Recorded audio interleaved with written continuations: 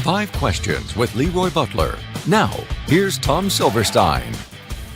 Hello, everyone. Welcome to 5 Questions with LeRoy Butler, and we're getting down to the nitty-gritty in the NFC and this season, the Packers season. Headed out to the West Coast, and we both signaled this as a big game for them, and I think, they played what I would say is good enough to win. Scored 30 points, and they held them to 13. They probably could have scored 60 if they wanted to. What is wrong with you? Did you see how many bad possessions they had at the start of the second half? That's what y'all media people focus on? Yeah. No, I'm going to tell you. I know your point, but I thought they played a very solid game. I'm softening them up, Bill. Okay, here's the thing. There was a lot of issues going into the particular game that could have been worrisome for coaches and players and for the fans, because mainly the anxiety of what has happened when you go to Seattle, the failed Mary, and I just have dreamed of Russell Wilson throwing 4 picks and they're still winning, and then the onside kick. So that aside, Jordan Love plays very good on the West Coast. I'm noticing that because he's from California.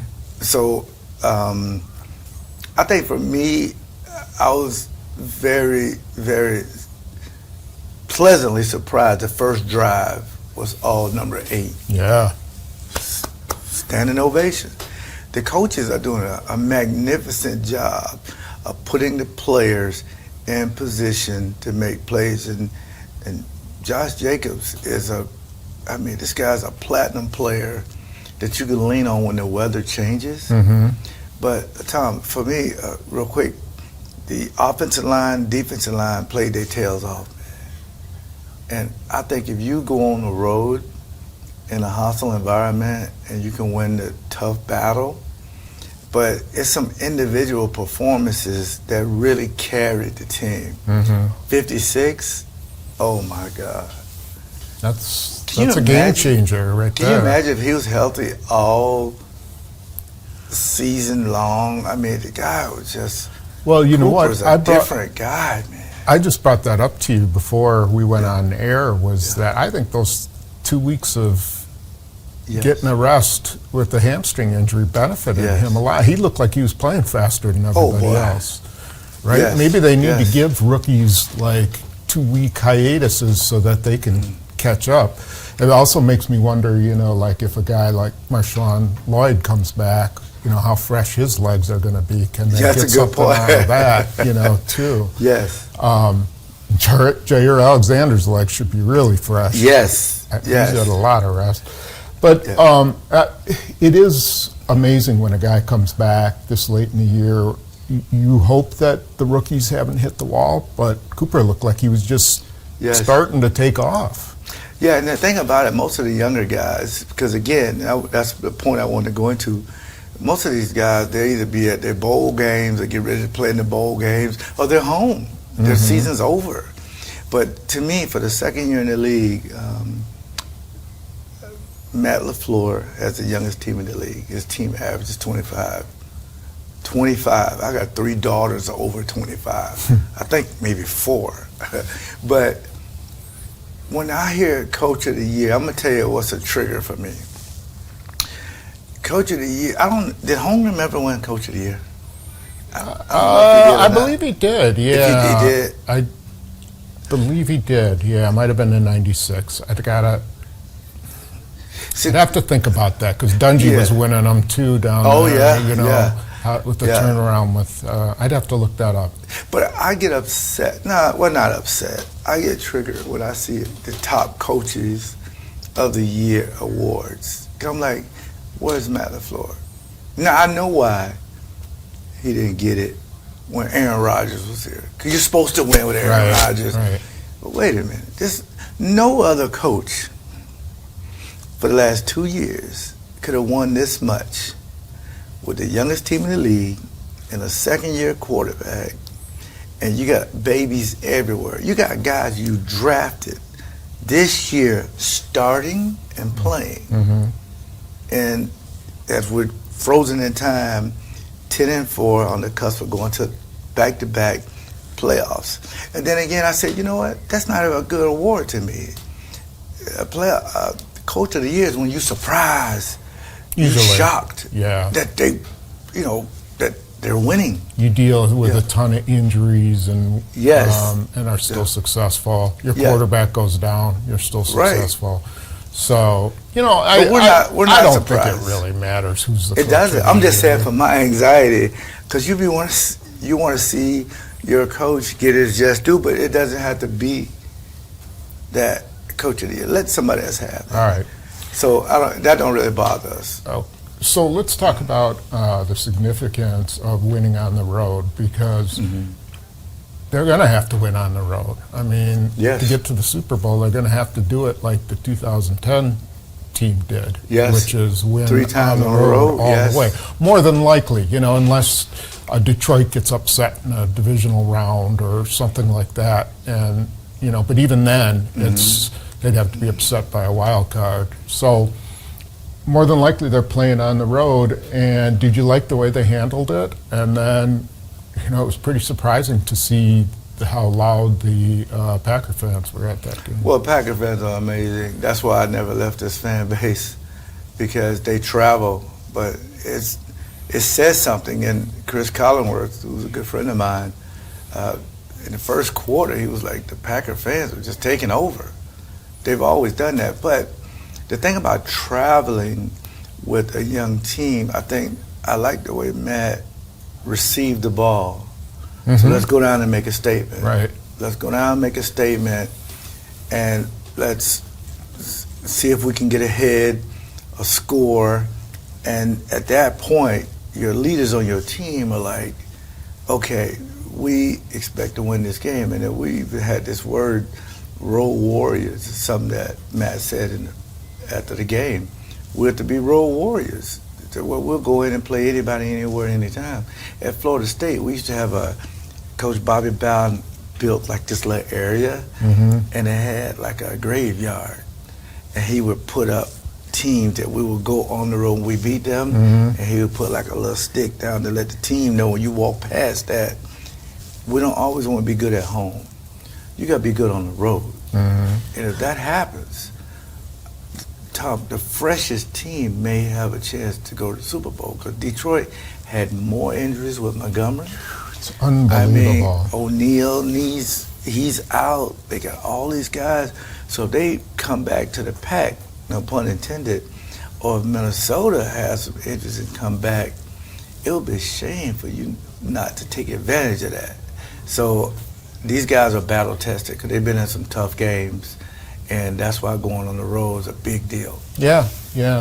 I think let's take a look at both sides of the ball. First, with the offense, because I think you're right. One of the things they did was take the crowd out with those first 2 drives. Yes. And I think what I was impressed with was, so LaFleur knows that the Seattle defense is based on keeping both safeties back, nobody's going to throw the ball over our head, and he just stuck with the run, because with those safeties back, they couldn't stop it. And that's a sign of a good coach, is, all right, this is what I'm getting, this is what I'm going to stick with. And he could have tried to pass. Jordan Love was playing pretty well in the first half. I don't know. Are we going to see teams now just... I thought the Seahawks might load up on the line of scrimmage like Detroit did, but they didn't. So are teams just going to play how they play, or do you think they're going to try to stop Josh Jacobs from now on? Well, I think they will try to stop Josh Jacobs, but that's when you want Christian Watson, of the last few weeks, been getting behind defenses. It's like, we can't let that happen. If Christian Watson and Romeo, and these guys, Wicks, these guys are getting behind the defense, they're going to play cover 2. Yeah. And see, can they stop the run with 7 people? Now, the thing that was very good coaching and play calling was those screens, the little quick passes to Josh Jacobs. That was amazing. Yeah. And then Jordan has to say to himself, I'll wait my time, go to the check down to 85, go to your check down to 8, to all the underneath people, and let them do it. Because sooner or later, I'm telling you, I played safety a majority of my life, other than 2 years at corner. Check downs frustrate you. It makes you want to come up, especially the linebackers, because now they got to come up and make a tackle. They'll start coming up, and now you get the ones deep. So you got to be patient and build it in. And you can do 2 plays too. If they blitz you, side adjust. When they don't blitz you, you can run the ball. You got one of the best running backs in the league. But what they're good at, Tom, real quick, is running between the tackles, up the middle. Most teams want to kind of go outside to make the lineman run. Yeah. This offense, they want to hammer you inside. I like that. Yeah, and they have the guys to do it. I mean, between Sean Ryan, Myers, and Elton Jenkins, it's three big boys to push the middle around. And I know Myers gets a lot of flack from people for some of his pass protection, but he can move the pile. Yes. And that's why they like him a lot. Couple things about the overall game. Like, I heard Matt LaFleur say the great thing about Jordan Love is he doesn't take negative plays. And it's true. He gets rid of the ball right at the last second. There was a play to Jaden Reed out on the left flat, and I swear he held on to that till the very last second, and then just dumped it right to him. I think that's a real positive. The one negative I see is that there's still a few balls out there that they can do some damage on, and when they start hitting those, or if they start hitting those, boy, that could really jump their offense. And we were talking about 2 of them involving both of them involving Romeo Doubs. Yes. You want to kind of expand on that? Yeah, and a lot of it is Jordan's very accurate on the run, but he has a very live arm. And whenever he can put touch on it and take some of it off of his fastball, oh my God, that's the difference between being a top 2 quarterback and like somewhere in the top 10. That's the difference. These throws, at one point he was 8 for 8 or 9 for 9 and missed one, but he missed it, guy.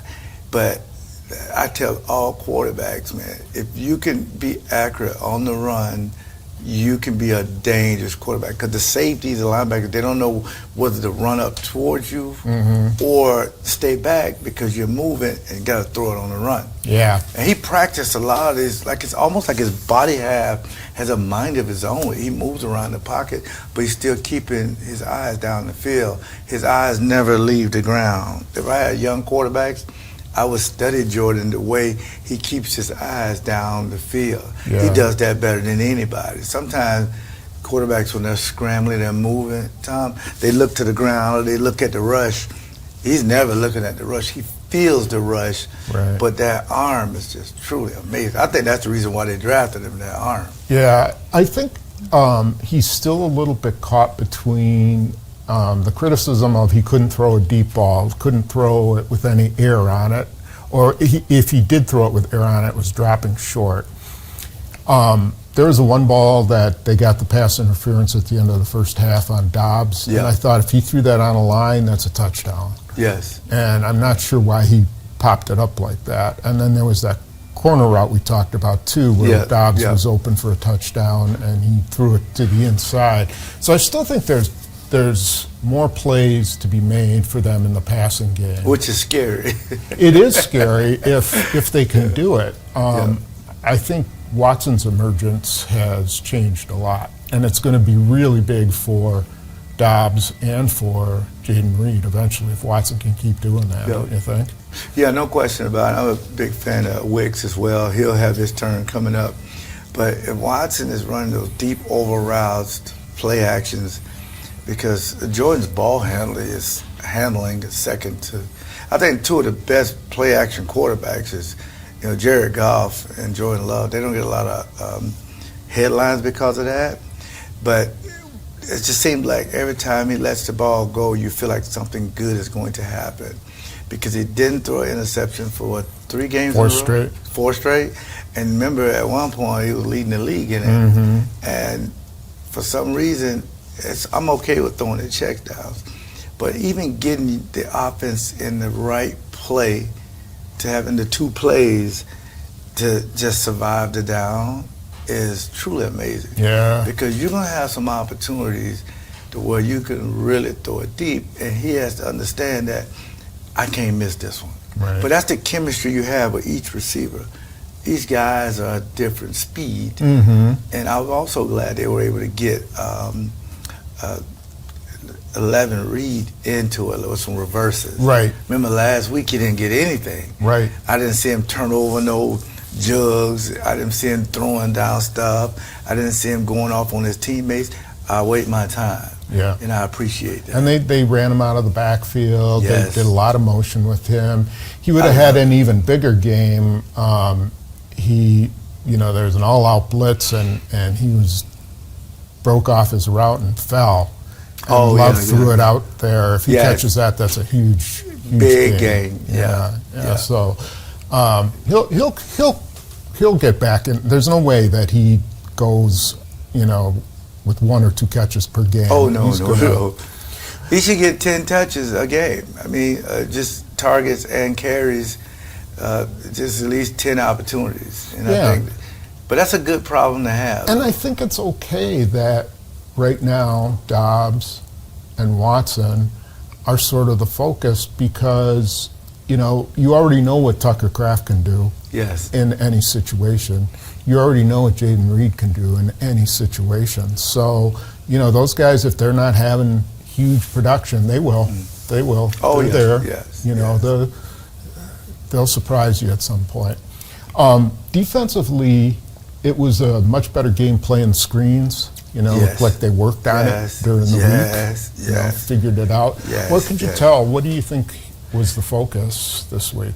Well, I think Hafley, I'm a big fan of his because it seems like he self-scouts a lot. And I think he could have been one of the few coaches that could have coached in the 90s on our staff because we used to go in and say, okay, San Francisco did this, Dallas did this, but we're playing Minnesota next week with Randy Moss. Let's do this. And we love that information. But it's all based on who's available. If 7 goes out, 58 and 56 are your 2 linebackers. But then, okay, what do we do? Because 20 is not there. He's smart enough to have a package for each guy when they're there. Can you imagine if he had 23, 20, and all these guys healthy?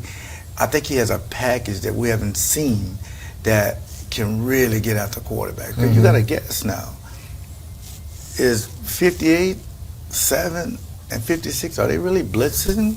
Or are they coming out? Right. So stay tuned for X's and O's because that's how you get sacks, when you confuse quarterbacks. And that's how Edrin got his first sack. And you have to set up guys for one-on-ones. So, you set up the Kenny Clarks, Rashawn Gary's, the Devontae Wyatt's, he had that one-on-one and that was sweet. Left that guy in the dust. But those guys have to win it. And, they got to win the one-on-one. And I don't think they had been winning them consistently. They're starting to win them now, I think. Not sure why. I think if LaFleur could bottle that reason, he would. But for sure, they're doing that. And then what have you thought about the corners without Jair and then without Bullard this past week? The thing about it, they play hard. And with 23 out, Jair out, 25 is your cover. He's your shutdown corner. Right. I don't mind a guy,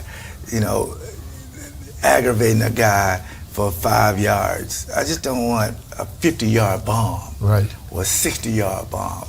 They can get an automatic first down, 5 yards. I'm fine with that. Some of it's warranted, some of it's not. But the thing about 25, he's in these guys' hip pocket. Yeah. And for 24, he has to keep playing because teams are going to start to attack him. They're going to attack him on high-low routes. They're going to attack him on over routes. And they're going to attack him to see if he's comfortable in what he's doing. Right. I wouldn't be surprised if the Saints throw 25 balls over there. Yeah. Because they think that, well, he's a young guy. He'll go for this. And there's a play we talked about on X's and O's. A veteran would play it a lot different. And a younger guy has to learn that if I have deep thirds, if I have quarters, I got to do my job first. Right. Before I come up and do somebody else's job. But for the most part, I mean, they held these guys to 208 yards, net yards. That's if they did that, they'd be to the Super Bowl. Yeah. And we'll see with Valentine, we're going to show the bad play, Yes. the one that he messed up. But then he came back and had Yes. the interception, which Yes. was, you know, That was amazing. He didn't freelance, but he made a play that Yes. he didn't have to That's a make. veteran play that he made. Yeah. Because most young guys, I'm just going to stay on my man and do my job. But two things can be true. I'm going to secure my man, but if you throw this corner route, I got enough athletic ability to turn around and go catch it. Yeah, I'm going to go That get was it. an amazing play. Yeah, it was So I was very pretty good. excited So, about that. you know, while we'll show the bad play, just to give you an idea of, you know, people have been on the Packers about giving up a lot of stuff over the middle. Yes. And then, while that is true, it's also, you have to consider that they play zone. And they're taking away everything over the top. Nobody throws over the top. When's the last Yes. time you've seen anybody get behind Xavier McKinney? Exactly. Yes. And so there's going to be stuff across the middle. So anyway, they did what they had to do Yes. to win that game. Now I mean, they the other face, team gets paid too. They're going to make some plays. yeah. Yeah. Now they face the Saints on Monday night. Interesting. Saints are not going to have Derek Carr. He's No. pretty much done. Yeah. It's kind of, Spencer Rattler, I don't know. I Who's thought going he to played be? tough down the stretch. Yeah, He's a they commander. did. They did. They did. He played tough. But they may have lost Alvin Kamara this week. Yep. So I don't know. The Packers have to figure out, you know, how to not look ahead to Minnesota, because they have Minnesota 6 days after that, and that is a huge game. Well, and it's not a huge game for the standings. Yes, It's a I know huge what you game mean. for You're right, their own psyche. 100%. But here's why Matt LaFleur is amazing. He's one of the best therapists I've ever seen. If you don't beat the Saints, we can't get in the playoffs. Now, had they clinched, That's playoff true. spot. Right. oh, well, do I rest guys? Because we're not going anywhere. We're going to be in the 5 or the 6. No. Guys, especially the young guys, the veterans, like 55, 97, hey guys, getting in the playoffs is amazing. But we can't do that. We can give every Packer fan a great Christmas gift. Beat teams that you're supposed to beat. Mm-hmm. Now this eternally. Mm-hmm. Not you don't tell it to the world. But Matt LaFleur will get these guys, this will be probably one of our best games. Because this will be the game that we can beat this team and come into the locker room and celebrate. Mm-hmm. After that, it's on to Minneapolis. Right. Because all of our goals are still out. But we can't accomplish any goals till we beat the Saints. That's what he's going to tell them. And they have, I think they have a remote chance of being the 5th seed if Minnesota were to lose to them and then lose to Detroit in the final week. They could finish with the same record. I'd have to look up the tiebreakers, but that's what they should be aiming for, the highest possible seed they can get. Absolutely. Because like you said, you're going to be on the road, but you beat the Saints and you can beat Minnesota, then you decide, do you sit Jordan? Mm-hmm. Do you sit Cooper? Right. Sit a bunch of guys who are banged up. I want to see more of 57. I want to see more of 53. I want to see 96. I want to see some of these other guys play a lot, so when called upon, they're not shocked of being in it. And the good thing about it, Halfley, he's been rotating those guys in there. I would give Josh Jacobs a week off too. I mean, I would love to see more. He would Brooks. protest, but I asked him after the game. I'm like, he only knows one speed though. I know, but I was like, how are you feeling? After these last month has been Yes. pretty heavy load, and he was like, he paused for a minute, you Yeah. know, and they said, good. You know, like, I know what that means. yeah, he's like, yeah, I'm hurting, but I'm not Yeah. going to admit it. Yeah. You know, so they need to weather him. You know, make sure that he Well, is after the Saints, though. ready to go. Yeah. But I have to also personally thank him, though, because I think I'm going to be in the Super Bowl with my fantasy team because of him. The last He 5 puts weeks. up some points. Yeah. The last 5 weeks, man, he's done me proud. Not And- Josh Allen, but he's pretty good. And you know who else helped me? Uh, McManus. oh yeah. Man, I got to go meet McManus. I got to give him I may give him a case of Leap Vodka. One miss since he's been here. I know, It's man. amazing. I picked him up, and Who even talks about their kicking anymore? well, I do, Yeah. selfishly. And that's Versace is one of my favorite coaches because again, you have to be a great therapist and a great parent to some of these guys to let them know they're very relied upon, and I Yeah. think that's the reason why they win. I don't think McManus needs the parenting. He's been around. No, for he's a like a long parent. Time. Yeah. He's like yeah. a parent. But he's just a great guy to know. I don't have to worry about kicking anymore. Yeah. Yeah, so it's great. All right, let's go to your prediction for the Saints game. Remember, that's a Monday night game. Yes, and I always say the key for the offense is 30 points. Got to score 30 points. If you score 30 points, and I know people say that's a lot. No, it's not in the NFL. It's not anymore. No. Not when you saw Buffalo and the Rams go 48 and 40, some crazy number like that. So I would say 30 to 17, and you want to do it in a fashion to where you just don't give a team a chance, an indoor team who is a losing season, and it's going to be cold, to give them any opportunity to know that they're in this game. Yeah. You want yeah. the doubt to set in, go up something like 21 to nothing. And plus, not to mention, we had to kick a last-minute field goal to beat these guys last time. I know Derek Carr was there last time, but, it is what it is in the NFL. You got to be ready to go. Yeah, you cannot. Cannot take a weekend off. No, not at all. Okay. Yeah. Be sure you do X's and O's because not only will we go over some of the plays, I also wanted to break down the final minute of the first half, because there's a lot of interest in how that went and how Matt LaFleur handled that and Jordan Yeah. Love, and I think we can kind of go through it step by step. Okay. So, who do you want to thank? And then we'll get out of here and do X's and O's. MilwaukeeWindowGuys.com, MilwaukeeWindowGuys.com. If your windows and doors has a lot of condensation and fog on it, you need to replace them. Or if you feel some wind coming in, you have to Some replace wind. them. What if it's like A lot of wind. blowing in like constantly? You got to put towels on it. and everything? We used to put Come tape on over to it. my house. It did not work. Yeah. It did not work. But they'll take good care of you. Just mention the word LEAP. And again, I want to thank Pick and Save for being the one place that I can go to get all my ingredients that you saw a couple weeks ago. And again, I want to thank Anthem Blue Cross Blue Shield of Wisconsin for renewing Butler versus bullying again. That's why I talked to a lot of schools, organizations about anti-bullying, things of that nature. So I want to thank Anthem. And again, stay tuned for X and O's. It's so much fun because it's all defense.